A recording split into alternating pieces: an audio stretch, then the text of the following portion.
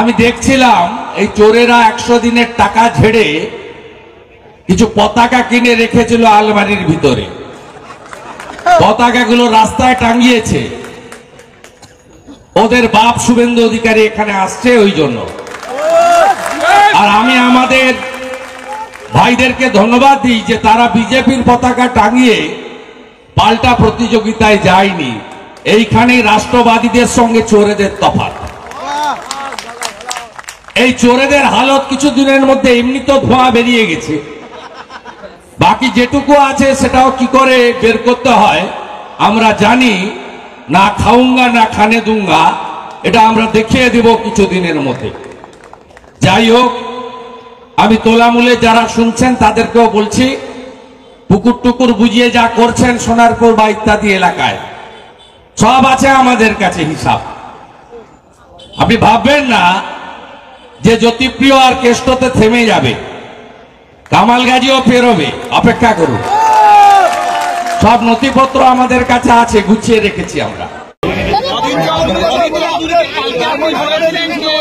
মুর্শিদাবাদে বহরমপুরে হারাবেন অধীর চৌধুরী আজকে বলছেন আগের বার আপনি তৃণমূলের সেনাপতি হয়ে এসেছিলেন, এবার বিজেপির নিজের দলের আগে নিজের আপনি আগে ঠিক করুন কাকে চোর বলবেন। উনি যাকে বহরমপুরে চোর বলছেন, দিল্লিতে সেই তাদের সঙ্গে বসে বিরিয়ানি খাচ্ছেন। ওনার নিজেরই ঠিক নেই, ওনার নিজেরই ঠিক নেই, নিজের পরিবারকে ঠিক রাখতে পারে না। কি গ্যারান্টি? গতবারে ওকে হারিয়ে দিতাম, হিন্দুরা ওকে ভুল করে ভোট দিয়েছে। এবারে কোনো হিন্দু ওকে ভোট দেবে না, সব হিন্দু পদ্ম ফুলে ভোট দেবে। ওই জন্য ওর ডিগি তবলার মায়াকে হারিয়েছে, মনোজকে হারিয়েছে বিধানসভা ভোটে। এবারে ওকে হারাবে হিন্দু, ও হিন্দু ভোটে জিতেছে। অভিষেক বন্দ্যোপাধ্যায় মিটিং এ যেটা তিনি আমি কোনো উত্তর দেব। হরিদাস পাল তিনি হচ্ছেন ভাইপো, তার একমাত্র ডিগ্রি ভাইপো।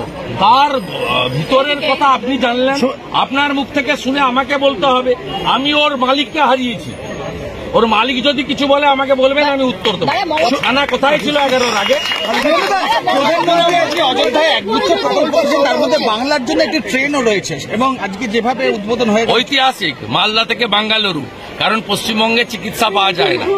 দেবী শেঠির হসপিটালে প্রচুর লোককে যেতে হয়। আজকে নর্থ বেঙ্গলের মানুষকে মূলত চিকিৎসা এবং বাঙ্গালোরে পড়াশোনার উচ্চশিক্ষার ব্যাপক সুযোগ আছে। সেই জন্য একটা সরাসরি বন্দে ভারত দিয়েছেন।